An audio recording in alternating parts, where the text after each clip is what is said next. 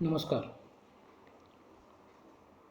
BA भाग 3 राज्यशास्त्र विभाग पेपर नंबर 10 तुलनात्मक राजकारण. या पेपरमधील पहिला दुसरा टॉपिक आपण यापूर्वी पूर्ण केलेला आहे. तसेच या पेपरमधील तिसरा टॉपिक ही म्हणजे संघराज्य शासन पद्धती. यामधील संघराज्य शासन पद्धतीचा अर्थ व स्वरूप, संघराज्य शासन पद्धतीच्या आवश्यक अटी, हा भाग यापूर्वीच्या 1-2 तासाला आपण पूर्ण केलेला आहे. तिसरा भाग येतो संघराज्यासमोरील आव्हाने. संघराज्य शासन पद्धती हा एक शासन व्यवस्थेचा प्रकार मानला जातो. या शासन पद्धतीमध्ये केंद्र सरकार आणि घटक राज्य सरकार अशी दुहेरी शासन व्यवस्था असते. या केंद्र सरकार आणि घटक राज्य सरकार यांच्यामध्ये लिखित राज्यघटनेद्वारे अधिकार सत्तेची विभागणी केलेली असते. त्या शासन पद्धतीस संघराज्यात्मक शासन पद्धती असं म्हटलं जातं. संघराज्य शासन पद्धतीचा विचार करत असताना संघराज्यात केंद्र सरकार आणि अनेक घटक राज्य असतात. यांच्यामध्ये एक वाक्यता, एकात्मता असेल तरच संघराज्य व्यवस्थितपणे कामकाज करू शकते. संघराज्य निर्मितीच्या बाबतीत जर आपण पाहिलं, जगात पहिलं संघराज्य अमेरिकेत निर्माण झालं आणि त्यानंतर अनेक देशांच्या मध्ये संघराज्य शासन पद्धती निर्माण झालेली दिसून येते. ज्या देशाचा आकार विस्तार मोठा असतो त्या ठिकाणी संघराज्य शासन पद्धती हा शासन व्यवस्थेचा प्रयोग अत्यंत यशस्वी होतो. कारण संपूर्ण देशाचा राज्यकारभार फक्त केंद्र सरकारच्या किंवा केंद्रीय सरकारच्या नियंत्रणाखाली न चालता संपूर्ण देशासाठी एक शासन आणि घटक राज्यांसाठी प्रादेशिक विभागासाठी एक शासन, अशा प्रकारची दुहेरी शासन व्यवस्था संघराज्य शासन पद्धतीमध्ये असल्याने मोठ्या देशाच्या शासन व्यवस्थेत संघराज्य शासन पद्धतीच असणं आवश्यक आहे असं आपणास म्हणता येईल. संघराज्य शासन पद्धतीच्या बाबतीत आपण पाहिलेलं आहे की संघराज्य शासन पद्धतीमध्ये केंद्र सरकार आणि घटक राज्य सरकार यांच्यामध्ये अधिकार सत्तेची विभागणी झालेली असावी. त्याचप्रमाणे ही अधिकाराची विभागणी लिखित राज्यघटनेद्वारे, ती राज्यघटना परिदूढ स्वरूपाची असावी, जेणेकरून कोणत्याही प्रकारे केंद्र सरकारने राज्यघटनेमध्ये बदल करून किंवा राज्यघटनेच्या विसंगत कृती करू नये यासाठी राज्यघटनेत केंद्र सरकार आणि घटक राज्य सरकार यांचे अधिकार लिखित स्वरूपात असावेत. सहजासहजी राज्यघटनेत दुरुस्त्या करू नयेत, बदल करू नये यासाठी ती राज्यघटना परिदूढ स्वरूपाची असावी. आणि त्याचप्रमाणे राज्यघटनेचे संरक्षण करण्यासाठी राज्यघटनेच्या सुरक्षिततेच्या दृष्टिकोनातून न्यायमंडळ स्वतंत्र आणि सर्वश्रेष्ठ असावं. राज्यघटनेतील तरतुदीची विसंगत कार्य केंद्र सरकार किंवा घटक राज्य सरकारने केल्यास त्या ठिकाणी त्याच्यावरती नियंत्रण ठेवण्यासाठी न्यायमंडळ सर्वश्रेष्ठ असावं. सर्वश्रेष्ठ न्यायालयाच्या दृष्टिकोनातून राज्यघटनेशी विसंगत कृती न्यायमंडळाने केल्या असल्यास ती कृती रद्द करण्यासाठी न्यायालयीन पुनर्विलोकनाचा अधिकार न्यायमंडळाचा असणं आवश्यक आहे. अमेरिका असेल, भारत असेल, या देशातील न्यायमंडळास न्यायालयीन पुनर्विलोकनाचा अधिकार असल्यामुळे केंद्र सरकार आणि घटक राज्य सरकार यांना राज्यघटनेनुसारच राज्यकारभार करावा लागतो. त्याचप्रमाणे संघराज्यासाठी ज्या आवश्यक अटी आहेत त्यामध्ये सलग भूप्रदेश असावा. ज्या देशामध्ये संघराज्य शासन पद्धतीचा स्वीकार करणार आहोत त्या राज्याचा भूप्रदेश हा सलगता असावी. त्यामध्ये खंड किंवा इतर देशाचा काही सहभाग त्यामध्ये असता कामा नये. तसेच विविधतेत एकता असावी. जरी संघराज्य शासन पद्धतीत विविध राज्य आणि तिथल्या भाषा, लिपी, संस्कृती लोकांच्या वेगवेगळ्या असल्या तरीसुद्धा त्यांच्यामध्ये एकात्मतेची भावना असावी, म्हणजेच विषमतेचा अभाव असावा. कुठल्याही प्रकारे सामाजिक, आर्थिक, राजकीय अशा प्रकारची जर विषमता फार असेल, एका भागाचा फार मोठा विकास झालेला आहे, एका भागाचा झालेला नाही, अशा ठिकाणी संघराज्य शासन पद्धतीस धोका निर्माण होतो. तसेच राजकीयदृष्ट्या संपूर्ण संघराज्यात एकाच प्रकारची शासन पद्धती असावी. केंद्रात जर लोकशाही स्वरूप असेल आणि एखाद्या राज्यामध्ये हुकुमशाही असेल तर त्या ठिकाणी संघराज्य शासन पद्धती चालू शकत नाही. त्यासाठी केंद्र आणि घटक राज्यात लोकशाही स्वरूपाची शासन व्यवस्था असावी. त्याचप्रमाणे राज्यांचं समान दर्जा देण्याचा प्रयत्न केलेला असावा. प्रत्येक राज्याच्या प्रादेशिक शाश्वती दिली असावी, म्हणजे ते राज्य फुटून निघणार नाही, त्यासाठी त्या राज्याची मान्यता आवश्यक आहे. त्याचप्रमाणे द्विग्रही कायदेमंडळ असावं किंवा तशा संघराज्य शासन पद्धती टिकवण्याची मानसिकता असणारे नेतृत्व संघराज्यात असावं. अशा प्रकारच्या विविध अटी आपण सांगता येतात. यातला शेवटचा मुद्दा येतो तो म्हणजे संघराज्यापुढील आव्हाने.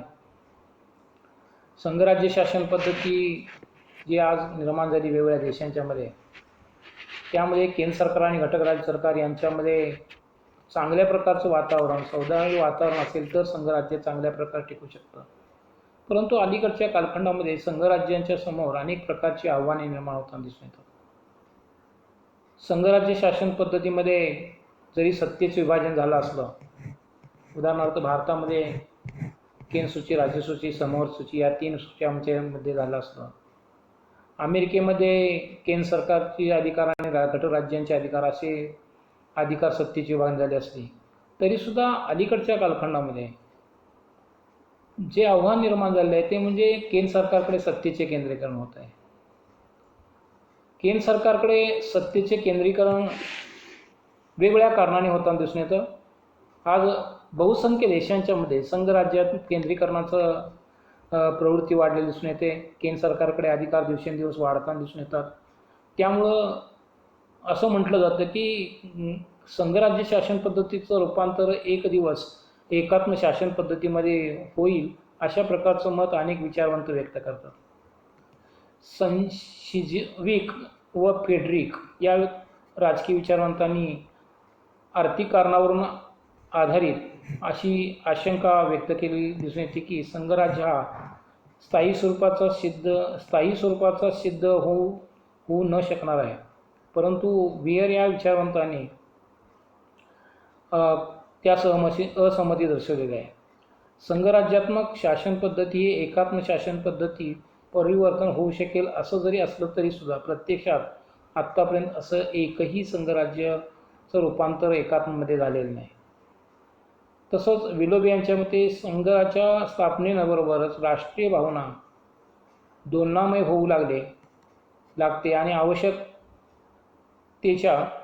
अनुरूप केंद्र सरकारच्या अधिकार क्षेत्रात वाढ होते. आज आपण पाहतो केंद्र सरकारच्या अधिकारात वाढ होण्याची कारणे आंतरराष्ट्रीय परिस्थिती असेल. आंतरराष्ट्रीय परिस्थितीमध्ये एखादा निर्णय घ्यायचा असेल आणि तो विषय जर राज्य सरकारच्या कक्षेत असेल तर केंद्र सरकारचे अधिकार वाढतात, किंवा एखाद्या विषयाला राष्ट्रीय दृष्टिकोनातून महत्त्व प्राप्त होतं आणि त्या विषयावर त्या ठिकाणी ते विषय केंद्र सरकारकडे जातात. किंवा आपण पाहिलं की भारतीय राज्यघटनेसारख्या घटनेमध्ये काही भविष्यात निर्माण झालेले प्रश्न, विषय हे शेषाधिकारामध्ये घेतलेले आहेत आणि त्यामुळे ते अधिकार त्या ठिकाणी केंद्र सरकारला प्राप्त होतात.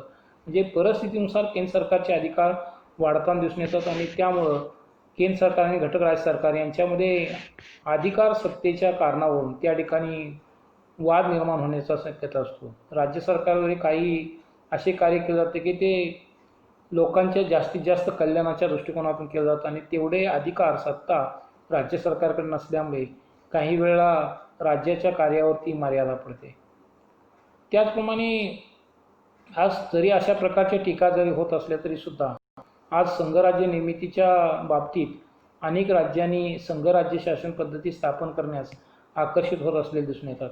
उदाहरणार्थ पश्चिम युरोपातील अनेक राज्यांच्या मध्ये संघराज्य स्थापनेचा प्रबळ विचार होत आहेत. मिस्ट्रीच्या करार आणि तह याचं उत्तम उदाहरण देता येईल. आशिया आफ्रिका खंडातील राज्यामध्येही अशा प्रकारच्या भावना दिसून येत आहेत. वास्तविक संघवादाने जगापुढे अनेक समस्यांचे निराकरण करण्यासाठी प्रयत्न केलेले आहेत. असे जरी असलं तर संघराज्यासमोर अनेक समस्या आणि आव्हाने आलेले आहेत. त्यात आपण पहिला मुद्दा जो पाहिला तो म्हणजे सत्तेचे केंद्रीकरण केंद्र सरकारकडे होत आहे. दुसरा मुद्दा येतो तो म्हणजे अंतर प्रशासनासंबंधी कमकुवतपणा. एकात्म सरकारमध्ये आढळणारी एकता संघराज्यात आढळत नाही. ज्या विषयाचा प्रबंध संघाच्या विभागामध्ये किंवा केंद्र सरकारकडे विभागाद्वारे केला जातो त्या संदर्भात विभिन्न राज्यात एकमत आढळत नाही, एकता आढळत नाही. त्यामुळे अंतर्गत प्रशासन संबंधी कमकुवतपणा वाढीस लागतो. आपल्याला दिसून येतं की केंद्र सरकारने एखादा निर्णय घेतला तर राज्यांच्यामध्ये त्या निर्णयाच्या बाबतीत मतभेद असतात. ज्या पक्षाची केंद्र सरकारमध्ये सत्ता आहे त्याच पक्षांची घटकराज्यात सत्ता असेल तर त्यांचं त्या निर्णयाला समर्थन मिळतं. तर ज्या पक्षांचं विरोधी पक्ष सरकार राज्यामध्ये असतं तिथं विरोध होण्याची शक्यता असते आणि त्यातून आंतरप्रशासन हे कमकुवत होत असतं. निर्णयाला एकमत आणि पाठिंबा प्राप्त होताना दिसून येत नाही. तसंच तिसरी जी समस्या आहे ती म्हणजे संघराज्यातून काही घटक राज्य फुटून बाहेर पडण्याची शक्यता असते. संघराज्य शासन पद्धतीत एखाद्या राज्याची फुटून वेगळी होण्याची भीती किंवा संशय हा कायमस्वरूपी राहण्याची शक्यता असते. वास्तविक पाहता सर्व राज्यांनी मिळून संघराज्याची निर्मिती केलेली आहे. त्यातील एक किंवा काही राज्ये संघराज्यातून बाहेर पडू नयेत अशा स्वरूपाचे धोरण त्यामध्ये असते. याबाबत गिलख्रिस्ट यांनी पुढील मत व्यक्त केले आहे ते म्हणजे एखाद्या राज्याला संघराज्यातून बाहेर पडणं हे संघात्मक शासनात अधिक सोपं आहे. संघामध्ये प्रत्येक राज्याचे स्वतःचे शासन आधीपासूनच असते. म्हणजे एखाद्या घटकराज्याचं स्वतंत्र शासन असतं आणि जरी एखादं घटकराज्य फुटून बाहेर पडायचं म्हटलं तर त्यांना वेगळं शासन पद्धती निर्माण करण्या किंवा व्यवस्था निर्माण करण्याची आवश्यकता नसते, कारण ते सुरुवातीलाच एक शासन असतं.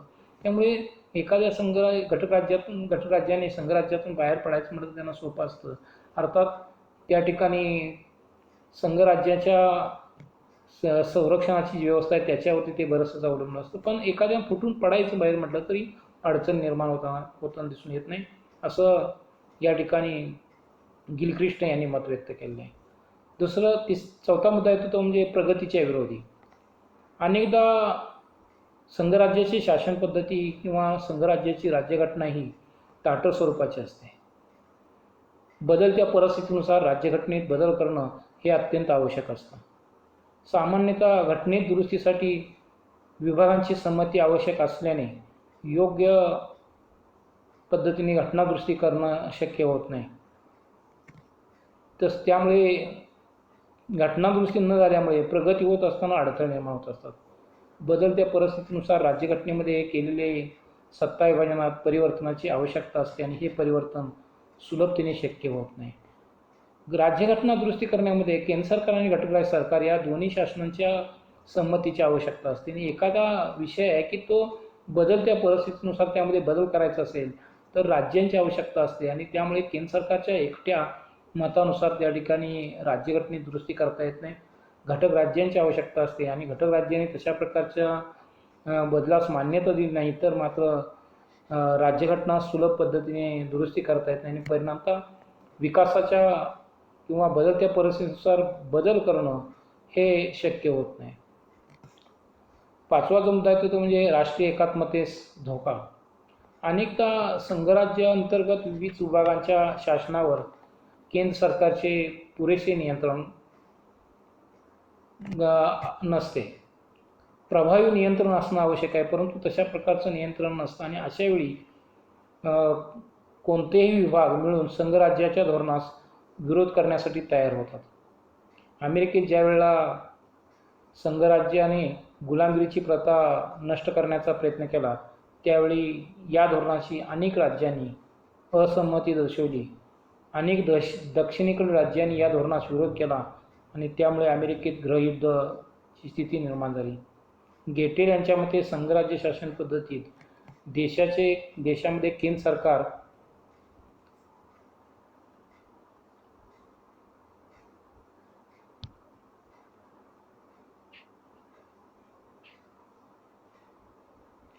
व प्रादेशिक सरकार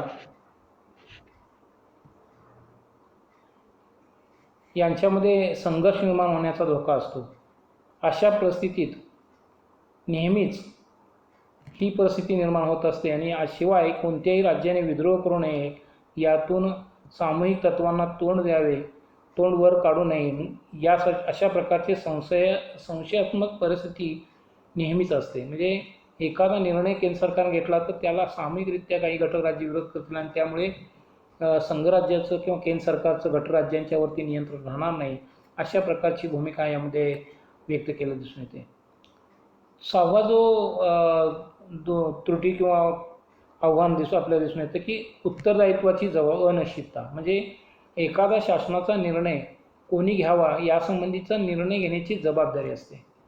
जे काही काम करण्याची जबाबदारी असते तसं निर्णय घेण्याची जबाबदारी असते. निर्णय घेतल्यानंतर सुद्धा जर एखादं वाईट परिस्थिती निर्माण झाली, वाईट परिणाम झाले, तर त्याची उत्तरदायित्व जबाबदारी कुणी घ्यायची, हा एक प्रश्न संघराज्य शासन पद्धतीत होत असतो. संघराज्य शासन पद्धती विभिन्न प्रशासकीय उणिवासाठी केंद्र सरकार व प्रांतिक सरकार हे परस्परांना उत्तरदायित्व ठरवत असतात. अशा परिस्थितीत उत्तरदायी नेमकं कोणाचे हे निश्चित करणे कठीण होतं.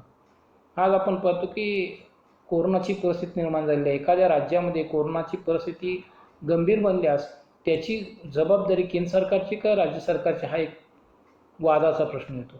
आज आपण पाहतो की अनलॉकची परिस्थिती निर्माण केली आणि त्यामुळे आज काही प्रमाणात कोरोनाची रुग्ण वाढत आहेत, अशा प्रकारे टीका राज्याचे शासन करते.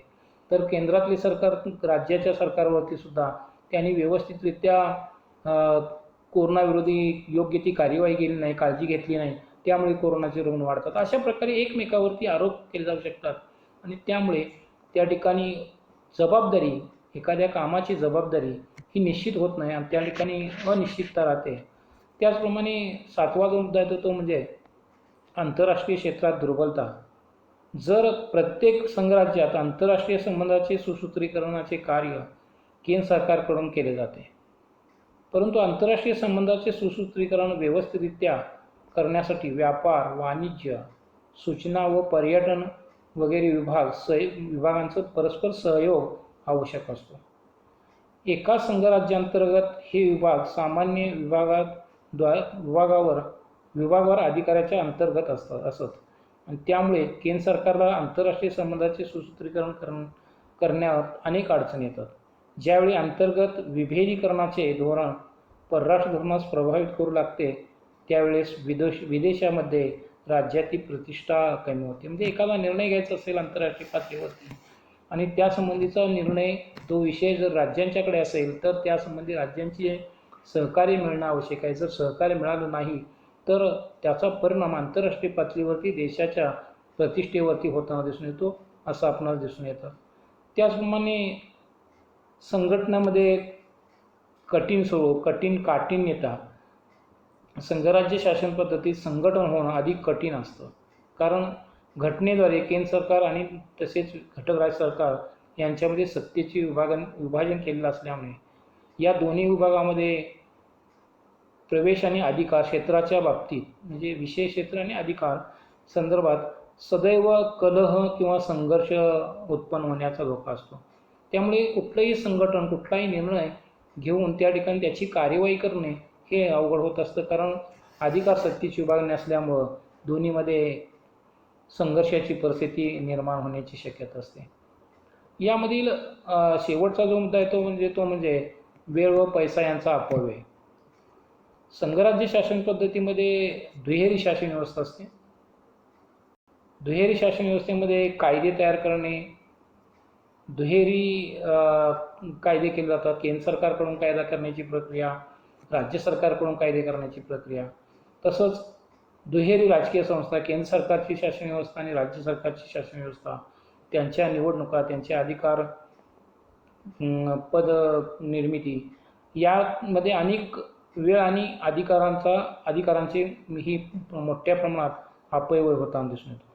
कारण सामान्य कायदे आणि समान प्रशासन आणण्यासाठी राज्यांना अनेक तडजोडी कराव्या लागतात.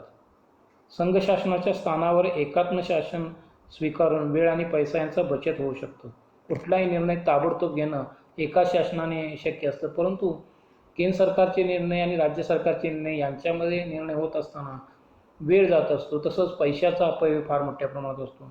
जसे एकात्म शासन पद्धतीमध्ये ताबडतोब निर्णय घेतले जातात आणि त्याची कार्यवाही होऊ शकते, वेळेची बचत होते आणि पैशाची बचत होतं, असा प्रकार संघराज्य शासन पद्धतीमध्ये आढळत नाही.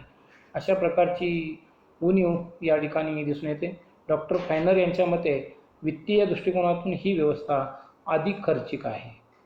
कारण या शासन व्यवस्थेमध्ये प्रशासकीय यंत्रणा तसेच प्रक्रियेचे अधिक दुहेरीकरण असते. कुठलाही निर्णय घेत असताना त्या ठिकाणी केंद्र सरकार आणि घटक राज्य सरकार यांच्यामध्ये अधिक दुहेरीकरण म्हणजे दोन प्रकारचं शासन असल्यामुळे दोन प्रकारचे निर्णय घेतले जातात. असं आपल्याला संघराज्य शासन पद्धतीतील उणिवा किंवा संघराज्य शासन पद्धतीपुढील आव्हाने हा भाग आपल्याला या ठिकाणी विचारला जात आहे. यामध्ये सर्वात महत्त्वाचा आज जागतिक पातळीवरती चर्चेचा विषय असणारा आव्हान किंवा उणीव म्हणता येईल की संघराज्य शासन पद्धती दिवसेंदिवस केंद्र सरकारकडे सत्तेचे केंद्रीकरण होते आणि राज्य सरकार कमकुवत होताना दिसून येत आहेत. राज्य सरकारचे अधिकार दिवसेंदिवस कमी होताना दिसून येतात आणि त्याचा परिणाम जागतिक पातळीवरती वेगवेगळ्या देशांच्या मध्ये जिथं जिथं संघराज्य शासन पद्धती घेतलेली आहे तिथं तिथं राज्य फुटून निघण्याचं किंवा संघराज्यामध्ये संघर्ष निर्माण होण्याची परिस्थिती निर्माण झालेली दिसून येते. अलीकडेच रशियाच्या संघराज्य शासन पद्धतीमध्ये काही घटक राज्य रशियन व्यवस्थेतून फुटून निघाल्याचे उदाहरण आपल्या समोर आहे. म्हणजे संघराज्य शासन पद्धतीमध्ये घटक राज्यांना योग्य प्रमाणात न्याय मिळाला नाही. घटक राज्यांचे अधिकार सत्ता जर कमी करण्याचा प्रयत्न केला असेल तर संघराज्यांच्या मध्ये संघर्षाची बीजे रोवली जातात. संघराज्य शासन पद्धतीतील घटक राज्ये केंद्र सरकारला आव्हान देताना दिसून येतात. तसंच काही वेळेला एक समस्या म्हणून असमतोल विकास असतो.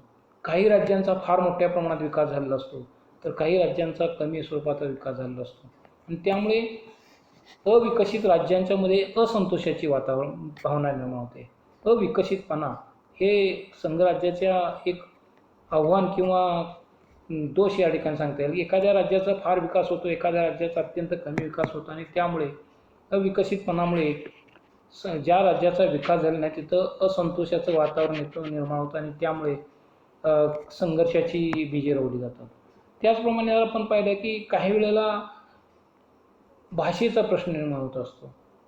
भाषा ही एक समस्या असते. केंद्राची संपूर्ण देशाची भाषा कोणती का एखाद्या राज्याची भाषा वेगवेगळी असू शकते. आपण पाहतो की आपल्या देशामध्ये एक समस्या म्हणून संघराज्यापुढील एक आव्हान म्हणून आपण पाहतो की देशामध्ये हिंदी भाषेचा स्वीकार केला असला तरीसुद्धा आज उत्तरेकडील राज्यांचा दक्षिणेकडील राज्यावरती प्रभाव पडतो, वाढतो. अशा प्रकारची भावना दक्षिणेकडील राज्यांची असल्यामुळं दक्षिणेकडील राज्ये आज हिंदी भाषेला विरोध करताना दिसून येतात. एक तर त्यांच्या प्रादेशिक भाषेचं महत्त्व वाढलेलं दिसून येतं आणि किंवा ते इंग्रजी भाषेचा स्वीकार करतात. हिंदी भाषेला ते सातत्याने विरोध करताना दिसून येतात आणि त्यामुळे प्रादेशिकतेचा भाषेचा परिणाम त्या ठिकाणी होताना दिसून येतो. काही वेळेला नेतृत्वाचा प्रश्नसुद्धा समस्यासुद्धा निर्माण होताना दिसून येते. राज्याचा आकार विस्ताराच्या आधारे जरी लोकसंख्येच्या आधारे त्या ठिकाणी प्रतिनिधित्व निश्चित करण्याचा प्रयत्न केला असला तरीसुद्धा नेतृत्वाची एक समस्या देशीय पातळीवरती नेतृत्व कोणी करावं, कोणत्या राज्याचं प्रभुत्व आहे. आपण पाहतो की भारतासारख्या संघराज्यामध्ये सातत्याने उत्तर भारतीयांचं नेतृत्व भारताच्या केंद्र सरकारमध्ये असलेलं दिसून येतं. घटक राज्यांच्या बाबतीत जर आपण पाहिलं तर दक्षिणेकडील राज्यांना नेतृत्व करण्याची राष्ट्रीय नेतृत्व करण्याची फारशी संधी मिळालेली दिसून येत नाही. म्हणजे दक्षिणेकडील राज्यांचे त्या बाबतीत एक नैराश्याचं वातावरण निर्माण झालं. म्हणजे नेतृत्व ही एक समस्या निर्माण होते की सातत्याने उत्तरेकडील राज्यांचे नेतृत्व सत्तेवर येतं आणि त्यामुळे दक्षिणेकडील राज्यामध्ये नैराश्याचं वातावरण निर्माण झालेलं दिसून येतं. ते एक आपल्याला या ठिकाणी एक आव्हान म्हणून या ठिकाणी स्वीकारता येते. त्याचप्रमाणे संघटनात्मक बांधणी वेगवेगळ्या प्रकारच्या संघटनात्मक बांधणीचा जर विचार केला तर आज प्रादेशिकतेचा एक प्रभाव संपूर्ण ठिकाणी होत असतो. प्रादेशिक भावना त्या ठिकाणी असतात आणि या प्रादेशिक भावनासुद्धा संघराज्यासमोर एक आव्हान ठरतात. प्रादेशिकतेच्या आधारे त्या ठिकाणी संघराज्यात भूमिका घेण्याची पद्धत आज निर्माण झालेली आहे. अशा प्रकारे संघराज्य शासन पद्धतीपुढे अनेक आव्हाने आपल्याला असलेली दिसून येतात. परंतु एका मोठ्या राज्यामध्ये प्रशासन चालवण्यासाठी संघराज्य शासन पद्धती उपयुक्त आहे असं आपणास म्हणता येईल. कारण संपूर्ण देश पातळीवरती एका विशिष्ट सरकारचं नियंत्रण असेल तर देशामध्ये संघर्ष निर्माण होण्याची शक्यता असते. म्हणजे एकात्म शासन पद्धती असेल, सगळे निर्णय केंद्राकडून राबवणे, राज्यांना कुठलं किंवा प्रादेशिकते नसेल तर त्या ठिकाणी शासन व्यवस्था चालवणं अवघड होतं आणि त्या दृष्टिकोनातून जर पाहिलं तर संघराज्य शासन पद्धती ही उपयुक्त ठरते. असं आपणास म्हणता येईल. संघराज्य शासन पद्धती मोठ्या देशास उपयुक्त असते असं आपल्याला म्हणता येईल. अशा प्रकारे आपल्या या BA भाग 3 राज्यशास्त्र विभागातील पेपर नंबर 10 तुलनात्मक राजकारण या पेपरमधील तिसरा टॉपिक आज आपण या ठिकाणी संपवतोय. यानंतरच्या तासाला आपण चौथा टॉपिक सुरू करणार आहोत. थँक्यू.